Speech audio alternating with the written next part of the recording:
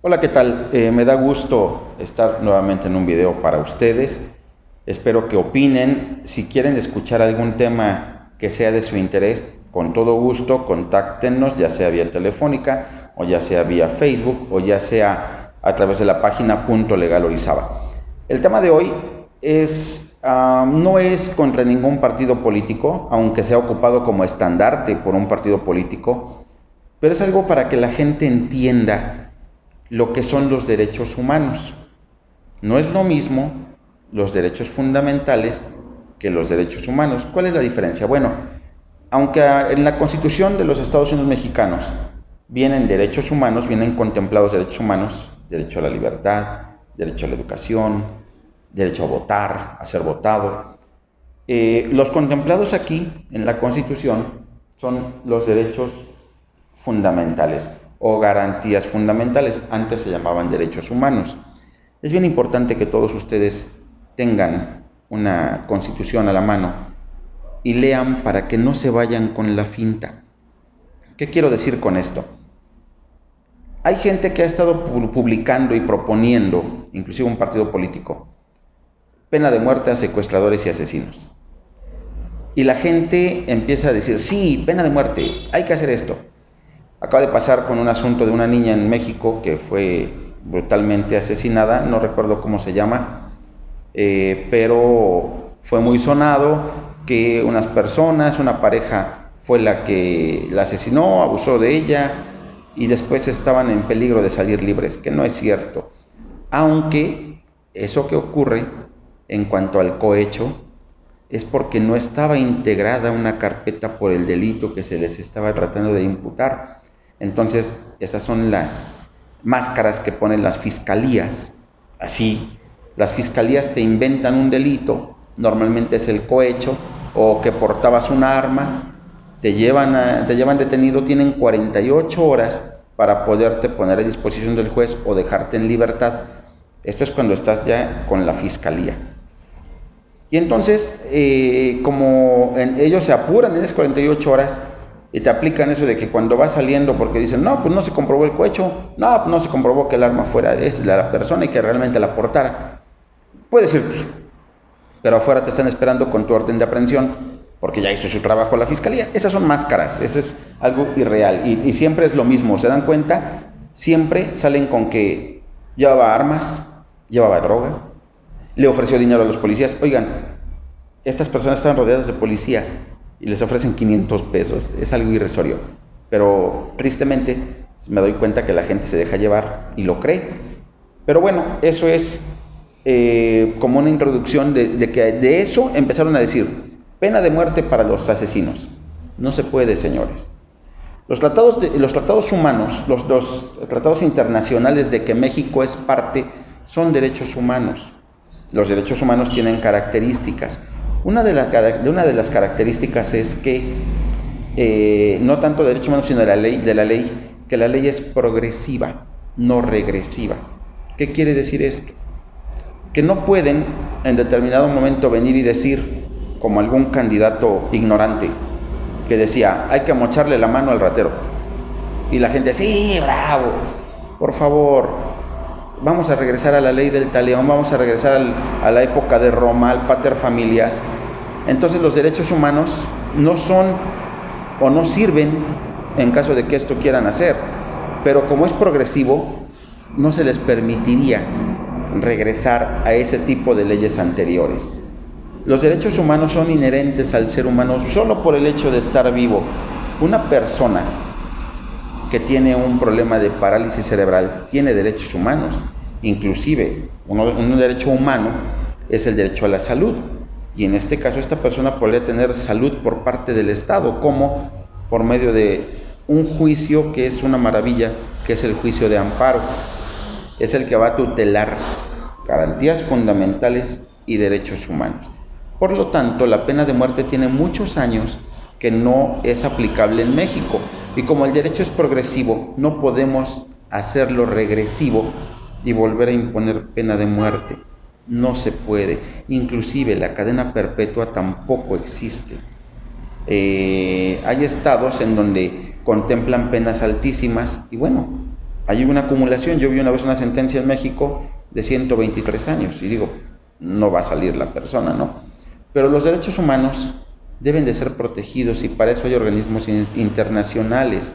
Les recomiendo que lean a lo mejor el Pacto Universal de Derechos Humanos, los derechos civiles y políticos del ser humano, en fin, Pacto de Derechos Civiles y Políticos.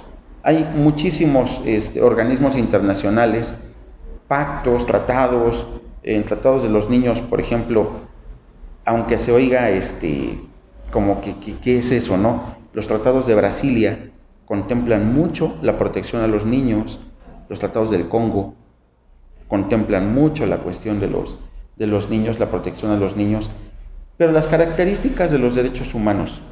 Este es un librito que acabo de comprar la semana pasada, de autoría del maestro Alberto del Castillo del Valle, y es muy fácil. Las características de los derechos naturales son universales, o sea, todos gozan de ellos, son originarios, inherentes al ser humano. Simplemente con nacer, vivo o viable, ya tienes derechos humanos. Son absolutos, se hacen valer frente a todas las personas, sean o no gobernantes. Son inembargables, no son materia de garantizar una deuda. Es decir, por ejemplo, préstame un dinero y en caso de que no puedo ser tu esclavo. No, porque estás perdiendo el derecho humano a la libertad. Son inalienables. Al estar fuera del comercio no pueden ser materia de un contrato por el que se transmita su titularidad. Son irrenunciables. México no puede llegar y decir renuncio al tratado humano que respeta la vida, que es el principal y fundamental. El segundo derecho humano fundamental o elemental de una persona es la libertad. El primero es la vida, después la libertad. De ahí viene lo del aborto, el antiaborto y todo esto, pero son otros temas que platicaremos más adelante. Son imprescriptibles, o sea, no se pierden por el transcurso del tiempo, son intransferibles. Yo no puedo decir te cedo mi derecho humano a una persona que previo juicio seguido ante los tribunales competentes y todas las formalidades esenciales del procedimiento, como lo marca el artículo 14, haya sido sentenciado a una pena privativa de libertad, yo llegue y le diga, te cambio mi derecho humano a la libertad y ahora yo me quedo un tiempo y tú te sales. No se puede hacer. Son permanentes, siempre van a gozar de ellos. Son inmutables, nunca cambian. Por lo tanto, la pena de muerte en México no va a existir, jamás. No se dejen engañar. Como vamos hacia arriba, no podemos regresar. Los derechos humanos son eso. Yo les recomiendo una bibliografía que publica la Suprema Corte de Justicia de la Nación. Son 3 libritos. Este es uno, no van a alcanzar a ver, pero vale 80 pesos. O sea, cuando quiere uno estudiar y al último les trae un disco donde le explica el libro a la persona por si no lo entendió. Ese es el número 1. Este es el número 2, cuesta 70 pesos. Y el número 3, 60 pesos. Cada libro trae su disco. Entonces, no hay pretexto para que no entendamos. No hay pretexto para, en todo caso, decir sí a la pena de muerte. Sí a la castración química a violadores y pederastas. No, la pederastia la tienen que entender, la violación la tienen que entender. Me tocó ver un asunto de una persona que tenía un retraso mental, un caso práctico. Fíjense nada más la situación. Tenía un retraso mental, una muchachita tenía un novio, se embaraza del novio, cuando la descubren en su casa le echa la culpa a la persona con ese retraso mental. No estaba del todo retrasado, era como tardado. El señor terminó en la cárcel sin haber cometido un delito. Imagínense que hubiera la pena de castración química para los violadores. Este señor, siendo inocente, hubiera estado siendo castrado cuando realmente no cometió el hecho. Por eso hay que tener cuidado, hay que leer. ¿Qué leemos? La Constitución, entendiendo el primer artículo. Se habla mucho del libre desarrollo de la personalidad. No viene en ningún artículo de la Constitución, no viene ni en el artículo primero, eso está en la jurisprudencia. La jurisprudencia son criterios sustentados en donde en la Corte, por 5 votos a favor y sin uno en contrario, o uno en contrario puede ser, pueden llegar a sentar jurisprudencia. También eso les puede servir. Anteriormente la jurisprudencia era un conjunto de libros que costaban hace 20 años 8,000, 7,000 pesos. ahora la podemos checar gratis en el Semanario Judicial de la Federación todos los viernes. A las 6 de la tarde ya hay las nuevas jurisprudencias y las nuevas tesis aisladas. ¿Para qué es esto? Para estar actualizado. Hay muchas herramientas que podemos utilizar. La Suprema Corte ofrece publicaciones bastante económicas para dejar de creer que se puede tener pena de muerte y castración a supuestos violadores. Lo riesgoso de esto es cuánta gente de verdad comete un delito. Imagínense, por ejemplo, en un pueblo en donde tienen la costumbre, mal hecha, usos y costumbres, de casar a las chicas muy jóvenes. Si vienen y lo hacen en la ciudad, cometen un delito, pero allá no. Entonces, imagínense que quieran juzgar a una persona de esas en la ciudad. ¿Qué va a pasar? Van a matar a un inocente. ¿Por qué?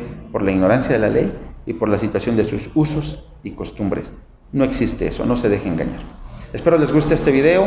El número telefónico al que pueden contactarme es el 272-16-70690. Y la página en YouTube, .legalorizaba, en Facebook, .legalorizaba. Y estamos a sus órdenes aquí en la ciudad de Orizaba, Veracruz. Muchísimas gracias y espero estar con ustedes próximamente. Hasta luego.